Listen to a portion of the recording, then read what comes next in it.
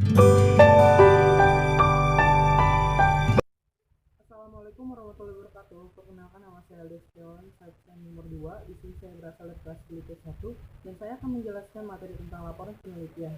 Di mana materi ini terbagi menjadi beberapa bagian. Yang pertama, menyusun garis besar laporan penelitian. Nah, menyusun garis besar laporan penelitian ini menjadi beberapa bagian. Yang pertama itu adalah syarat-syarat penyusunan laporan. Yang syarat pertamanya adalah penulis laporan harus mengetahui orang yang akan dituju. Yang kedua adalah laporan penelitian harus lengkap. Dan yang ketiga adalah harus menggunakan bahasa yang komunikatif. Dan yang terakhir yaitu harus menuliskan laporan penelitian dan saran secara jelas agar pembaca yakin bahwa penulis harus baik, benar, dan sistematis. Nah, bagian yang kedua itu adalah bagian penelitian. Ini terdapat menjadi beberapa bagian lagi, yaitu pertama adalah bagian pendahulu. Nah, bagian pendahulu ini juga terbagi menjadi beberapa lagi. Yang pertama itu adalah halaman judul. Judul harus jelas, ringkas, dan menggambarkan isi penelitian. Yang kedua yaitu kata pengantar, merupakan uraian pendek dari penulis tentang penelitiannya dan memberi penjelasan tentang masalah yang dihadapi, siapa yang memberi sponsor, dan ucapan terima kasih pada pihak yang telah membantu. Akhir kata pengantar harus dibubuhkan keterangan tanggal, bulan, tahun penulisan, dan nama lengkap peneliti. Yang ketiga adalah daftar isi, berisi gambaran menyeluruh isi laporan. Dan yang terakhir yaitu daftar tabel, gambar, dan grafik. Biasanya ini ada jika ditulis, jika tidak ada maka tidak usah atau tidak perlu dituliskan. Oke, selanjutnya yaitu adalah isi laporan. Nah, pada bab isi laporan ini terbagi menjadi beberapa bagian. Yang pertama adalah bab pendahulu, yaitu menampilkan perumusan masalah, ruang lingkup, kegunaan teoritis dan praktis. Yang selanjutnya adalah rangka teori, yaitu untuk memberikan gambaran kepada pembaca yang telah dirintis oleh penulis atau peneliti, untuk memberikan penekanan pentingnya permasalahan dan memberikan petunjuk pada pembaca.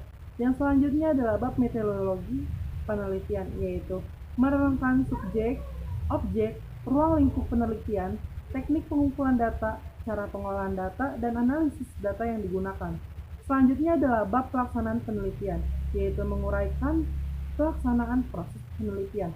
Yang selanjutnya adalah bab hasil penelitian dan pembahasan, yaitu intinya laporan penelitian yang ingin diketahui pembaca. Dan yang selanjutnya atau yang terakhir adalah bab kesimpulan dan saran, yaitu kesimpulan harus dibuat singkat, jelas, dan padat. Selanjutnya adalah bagian penutup, yaitu terdapat menjadi beberapa bagian. Yang lebih jelas yaitu ada 3 bagian. Yang pertama adalah daftar pusaka, disebutkan semua sumber yang digunakan sebagai penunjang dalam penelitian dan pelaksanaan penelitian. Yang kedua adalah lampiran, yaitu meliputi format kuesioner, wawancara atau pengamatan, dan dokumen penting lainnya. Yang ketiga adalah indeks, yaitu berisi daftar kata, istilah, atau nama yang ada di dalam laporan. Nah, bagian yang kedua itu adalah menyusun laporan penelitian secara tertulis sesuai kaidah karya tulis ilmiah.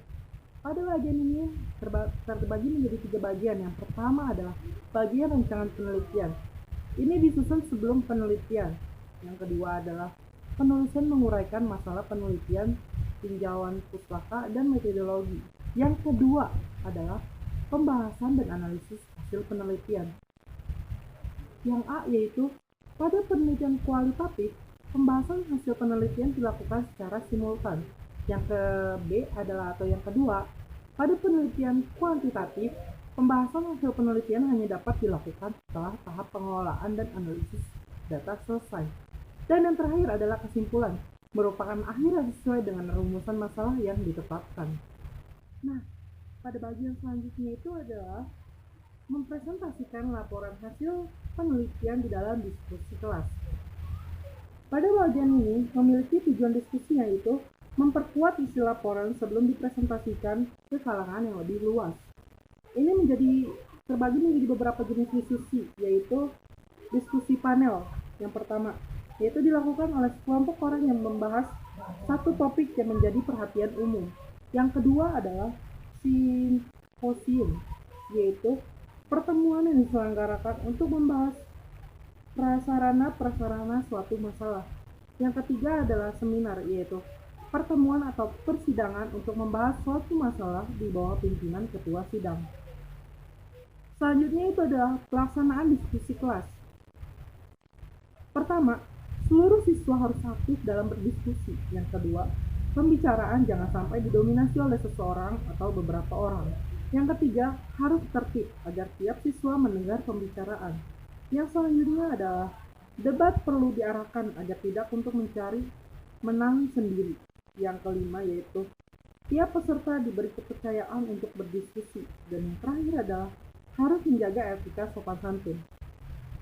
Dalam diskusi kelas, memiliki tahapan presentasi. Yang pertama itu persiapan presentasi yang memiliki beberapa tujuan. Yang pertama itu adalah mengetahui tujuan presentasi. Yang kedua adalah mengetahui waktu yang disediakan. Yang ketiga adalah menjaga mental agar tidak gugup saat melakukan presentasi. Yang terakhir adalah memeriksa lokasi dan peralatan presentasi.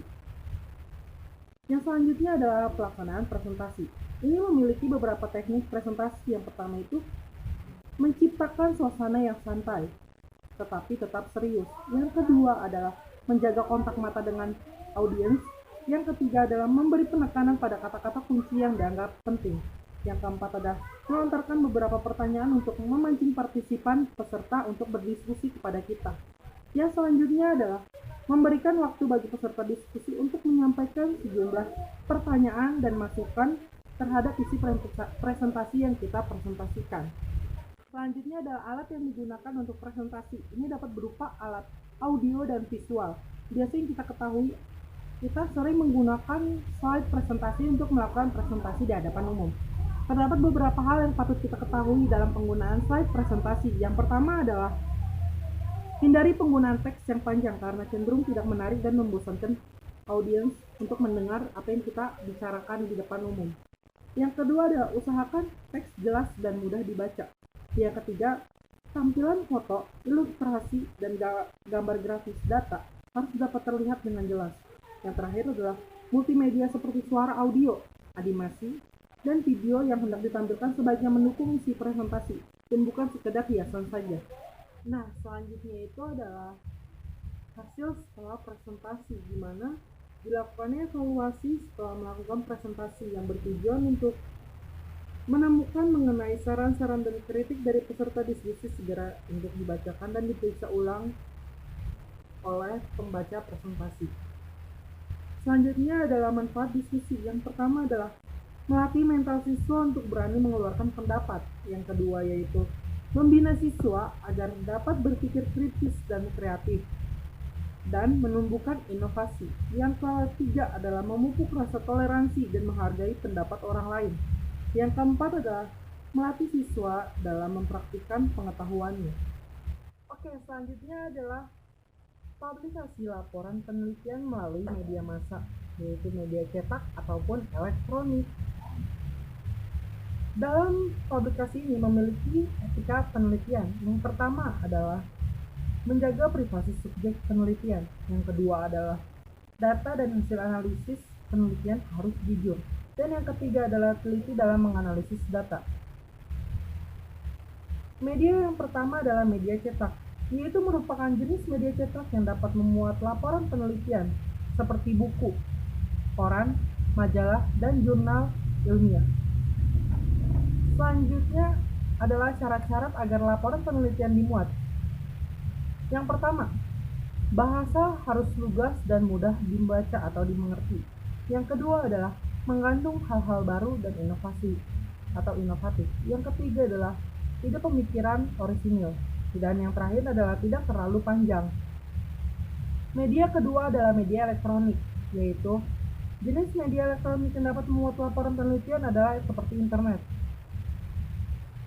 Hal penting yang harus diperhatikan adalah pertama yaitu memastikan bahwa ide-ide yang dituangkan ke dalam laporan hasil penelitian dapat dipertanggungjawabkan secara ilmiah. Sekian dari saya, kurang lebihnya mohon maaf. Wassalamualaikum warahmatullahi wabarakatuh.